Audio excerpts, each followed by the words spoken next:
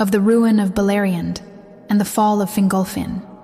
In the dream, the air itself felt wounded. A heaviness was settling over the plains of the north, as if the land knew that something long restrained had at last been loosed. The siege of Angband, which for so many years had held like a clenched breath, was breaking. From the iron gates of Morgoth there poured fire and shadow, and the ground trembled beneath the weight of unleashed malice. I felt the ruin of Beleriand not as a single moment, but as a slow tearing, a fabric strained too long until it split along every seam at once. Flames moved across Ardgallen, and where green fields had once glimmered beneath the sun, ash now drifted like black snow.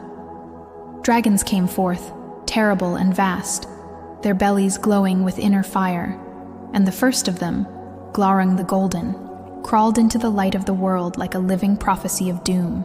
Orcs followed in number beyond counting, and with them Balrogs, spirits of fire twisted into monstrous form.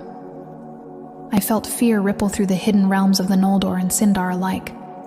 Not the sharp fear of sudden danger, but the deeper dread of knowing that an age of uneasy peace had ended. Fingolfin stood upon the walls of Hithlum and looked north, and in the dream, I felt his heart as clearly as if it beat within my own chest. He was High King of the Noldor then, stern and proud, yet burdened by a crown won through exile and suffering. Messages came to him thick and fast. The breaking of the leaguer, the fall of strongholds, the scattering of allies. One by one, the great works of elves and men were being tested and found wanting against the full might of Morgoth. Still, Fingolfin did not yield to despair at once. He sent aid where he could, marshaled what strength remained, and spoke words of courage to those who looked to him. Yet as the days darkened, hope thinned like a blade worn too long on stone. News reached him of the Dagor Bragollach, the battle of sudden flame, and of the devastation wrought upon the lands of his kin. Even the light of the sun seemed dimmed, as if reluctant to look upon what unfolded. Then came the tidings that broke something within him.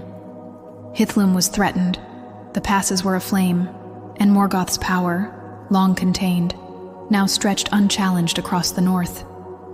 Fingolfin stood alone in his halls that night, and in the dream, I felt his isolation keenly.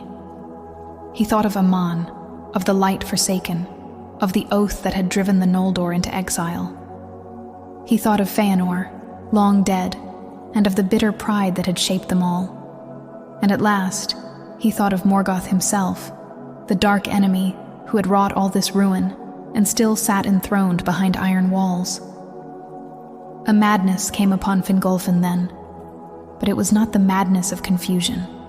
It was clear and cold, like frost forming in still air. He armed himself alone, donning his helm and taking up Ringil, his sword that shone with pale blue light. No trumpet sounded his departure. No host followed him. He rode northward under a sky stained with smoke, his horse's hooves striking sparks from the stone as if the earth itself protested his passing. In the dream I rode with him, though unseen, and felt the weight of what he intended. This was not a march to victory, nor even to survival. It was defiance made flesh, a final assertion that Morgoth would not go unchallenged while Fingolfin yet lived. When he came before the gates of Angband, vast and black, he halted and sounded his horn, and the sound rang across the plain like a shard of shattered crystal. "Come forth, Morgoth," he cried, and his voice carried both wrath and sorrow. "Thou coward of the world, come forth and answer for thy deeds." The hosts of Angband fell silent, stunned by the audacity of it. And Morgoth heard. Against his will he came, towering and terrible, his armor dark as night, his hammer Grond heavy as a falling mountain. I felt the imbalance of that meeting keenly. A single elf, weary and scarred by years of exile, standing against a power of the world's beginning. And yet Fingolfin did not waver. Their duel shook the land.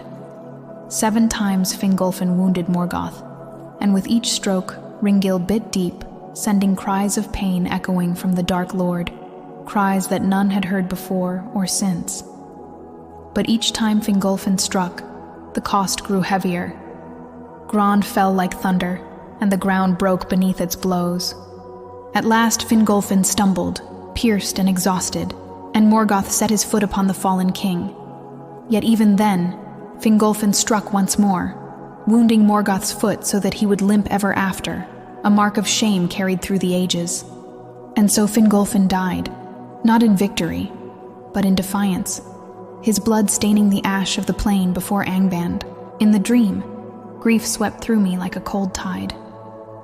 But even as Morgoth sought to defile the body of his fallen foe, Thorondor, Lord of Eagles, descended in wrath, raking Morgoth's face and bearing Fingolfin's body away beyond reach.